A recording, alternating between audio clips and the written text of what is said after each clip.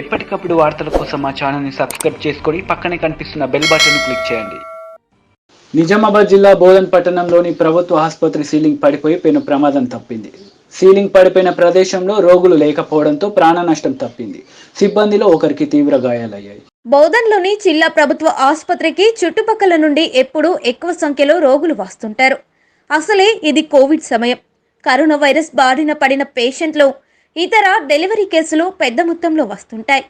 ఇలాంటి సమయంలో బోధన్లోని జిల్లా ఆసుపత్రిలో అనుకోని సంఘటన ఆపరేషన్ థియేటర్లో, ల్యాబ్, పేషెంట్ వెయిటింగ్ హాల్ ఇలా ప్రభుత్వ ఆసుపత్రిలో చాలా కీలకమైన ప్రదేశాల్లో పియుపి పైకప్పు ఒక్కసారిగా కూలిపోయింది.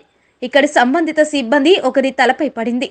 ఇది కూలిన ప్రదేశాలలో ఎక్కువ సంఖ్యలో ఎవరూ లేకపోవడంతో ప్రమాదం తప్పింది. లేదంటే ఎంత ప్రమాదం జరుగుండేదో ఆలోచించండి.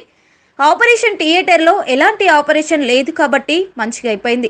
లేదంటే పరిస్థితి తలుచుకుంటేనే ఎంతో భయంకరంగా ఉంది. ప్రతిసారి ఇలాంటి సంఘటనలు ఈ ఆసుపత్రిలోనే జరుగుతూనే ఉంటాయి, కానీ ఎప్పుడూ బయటకు రాలేదు.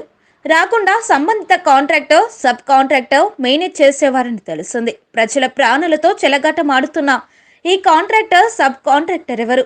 దౌర్జన్యాన్ని ధ్యేయంగా నాణ్యత లేని నిర్మాణాలు చేసి డబ్బు దండుకొని ఇక్కడి ఆసుపత్రి సిబ్బంది, ఆసుపత్రికి వచ్చే రోగుల ప్రాణాలతో చెలగాటమాడుతున్న ఈ నాణ్యత లేని కాంట్రాక్టర్ని, సబ్ కాంట్రాక్టర్ల లైసెన్స్ను వెంటనే రద్దు చేయాలని, మరియు ఆ నిర్మాణానికి వెచ్చించిన ప్రభుత్వ డబ్బును తిరిగి రికవరీ చేయాలని, వెంటనే దీనికి కారకులైన నకిలీ కాంట్రాక్టర్, సబ్ కాంట్రాక్టర్లకు కాంట్రాక్ట్ని అప్పచెప్పిన వారిపై ఎంక్వైరీ కమిషన్ వేసి వారిపై కేసులు నమోదు చేయాలని కోరారు.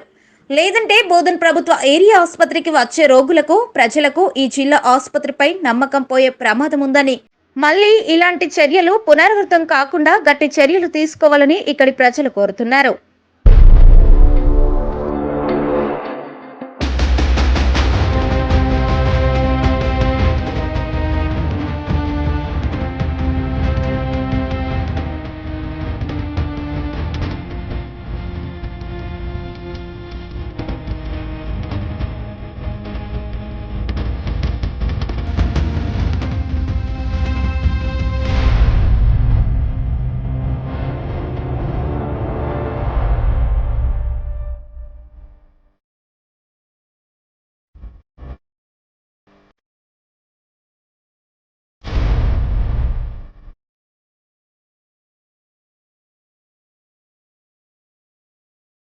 ఎప్పటికప్పుడు వార్తల కోసం మా ఛానల్ని సబ్స్క్రైబ్ చేసుకొని పక్కనే కనిపిస్తున్న బెల్ బటన్ క్లిక్ చేయండి.